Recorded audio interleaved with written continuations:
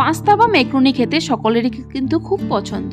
So friends, আজকে আমি এমন একটা পাস্তা রেসিপি নিয়ে এসেছি যে রেসিপিটা বানানো খুব সহজ, খুব সিম্পল অ্যান্ড খেতে খুব টেস্টি।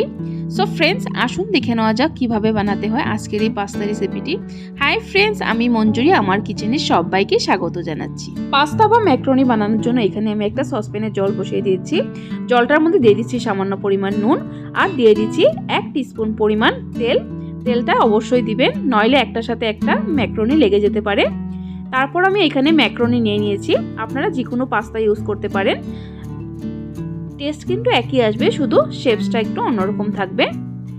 সো পাস্তাটাকে আমি 10 মিনিট ধরে বয়েল করে নেব। দেখুন খুব সুন্দর করে বয়েল হয়ে গেছে। এখন আমি একটা স্ট্রেনারে নামিয়ে নিব পাস্তাগুলো।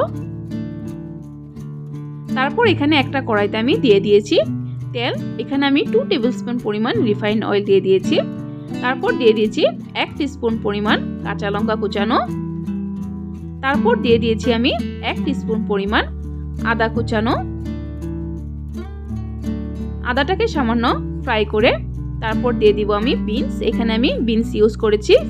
আর নিয়েছি 2টো মিডিয়াম সাইজের টমেটো, এইভাবে ছোট ছোট করে কেটে নিয়েছি। টমেটোটাকে একটু সফট হতে দিব। দিয়ে দিচ্ছি নুন আর দিয়ে দিচ্ছি অল্প পরিমাণ হলুদ গুঁড়ো।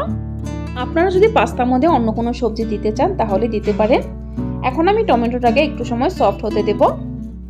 তারপর আমি দিয়ে দিচ্ছি 1 টেবিলস্পুন পরিমাণ টমেটো সস, 1/2 টেবিলস্পুন পরিমাণ সয়া সস আর 1/2 টেবিলস্পুন পরিমাণ চিলি সস। তারপর দিয়ে দিয়েছি আমি 1/2 টেবিলস্পুন পরিমাণ পিৎজা সস আর 1/2 টেবিলস্পুন পরিমাণ ভিনেগার।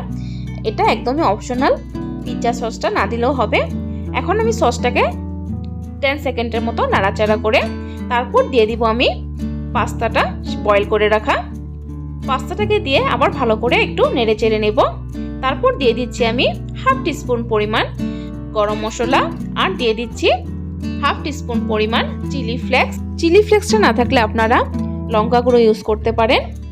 দেখুন আমার পাস্তা রেডি হয়ে গেছে। কালারটা দেখুন কি সুন্দর এসেছে।